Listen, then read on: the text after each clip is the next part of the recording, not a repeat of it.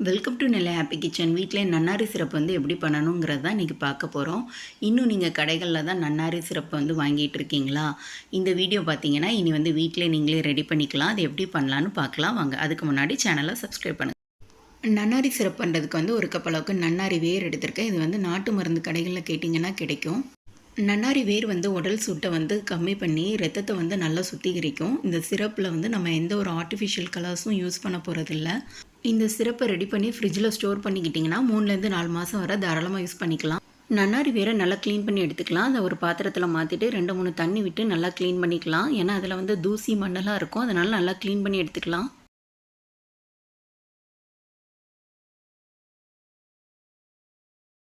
நன்னாரி வேரை நல்லா க்ளீன் பண்ணியாச்சு. இப்போ அது மூழ்கிற அளவுக்கு தண்ணி சேர்த்துட்டு மூடி போட்டு நைட்டு ஃபுல்லாக ஊற வச்சிடலாம். குறைஞ்சது 6லேருந்து 7 மணி நேரமாவது நல்லா ஊறணும். அப்போனா தான் அதோட எசன்ஸ்லாம் இறங்கும். இப்போ காலையில் பார்த்தீங்கன்னா நல்லா கலர் சேஞ்ச் ஆகிருக்கு. தண்ணியோட கலரே பாருங்கள் எப்படி டார்க்காக இருக்குன்னு.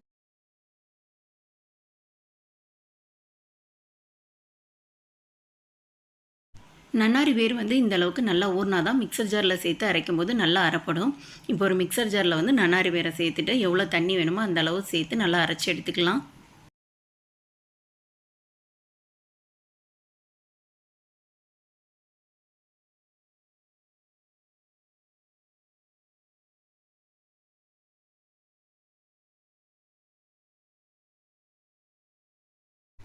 இதோட ஒரு 1/4 கப் அளவுக்கு தண்ணி சேர்த்துட்டு அரைச்சி எடுத்துக்கலாம்.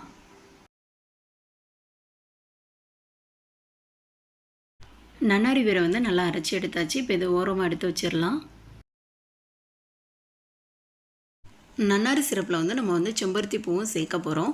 செம்பருத்தி பூ உடம்புக்கு ரொம்ப குளிர்ச்சி தரக்கூடியது, இதயத்துக்கு ரொம்ப நல்லது.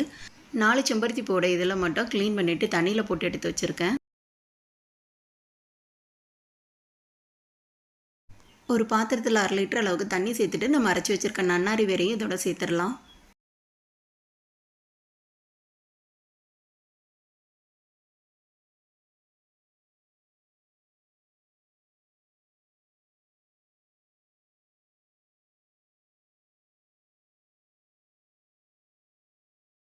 மிக்சர் ஜார்லையும் தண்ணி ஊற்றிட்டு அதையும் அலசி ஊற்றிக்கலாம். நம்ம ஏற்கனவே ஊற வச்ச தண்ணி இருக்குது, அதையும் நம்ம இப்போ ஃபில்ட்ரு பண்ணி இதோட சேர்த்துக்க போகிறோம்.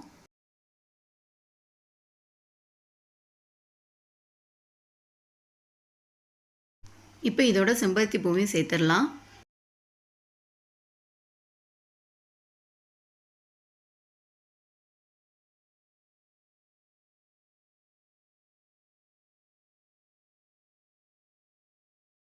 லைட்டாக அந்த மாதிரி பபுள் வந்தாலே போதும். ஸ்டவ் ஆஃப் பண்ணிடலாம். ஆற வச்சுட்டு அதுக்கப்புறம் நம்ம வடிகட்டி எடுத்துக்கலாம்.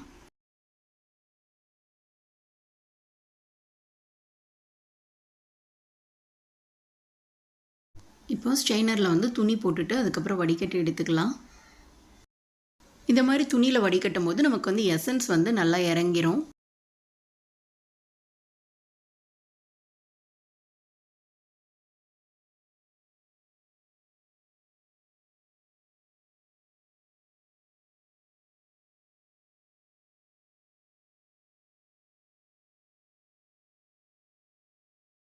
நல்லா வடிகட்டி எடுத்தாச்சு. பாருங்கள் இப்போ நன்னாரி எசன்ஸ் எவ்வளோ கிடச்சிருக்குன்னு.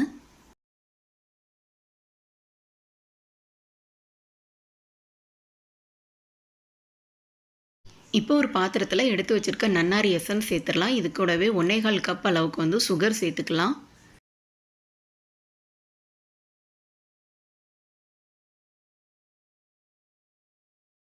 அதாவது 200 கிராம் அளவுக்கு சுகர் சேர்க்குறேன். இந்த சுகரே போதுமான அளவாக தான் இருக்கும். நம்ம எக்ஸஸாக சுகர் எதுவுமே சர்பத்துக்கு ஆட் பண்ண வேண்டாம்.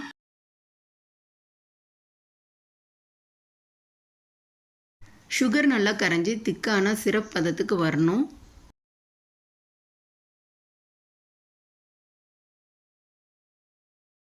இப்போ பார்த்தீங்கன்னா தனியான பதத்தில் தான் இருக்குது. சுகர் நல்லா இறுகி திக்காகணும்.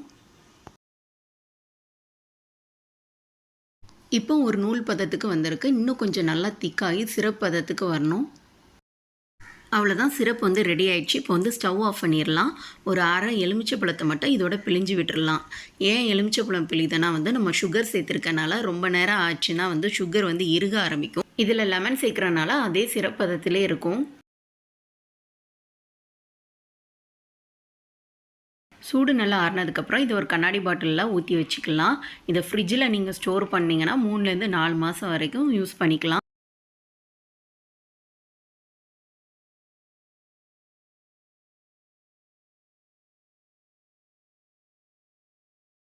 இப்போ நன்னாரி சர்பத் ரெடி பண்ணிடலாம். அதுக்கு ஒரு கண்ணாடி கிளாஸில் நம்ம ரெடி பண்ணி வச்சுருக்க நன்னாரி சிரப்பு ஒரு கரண்டி அளவுக்கு சேர்த்துக்கலாம்.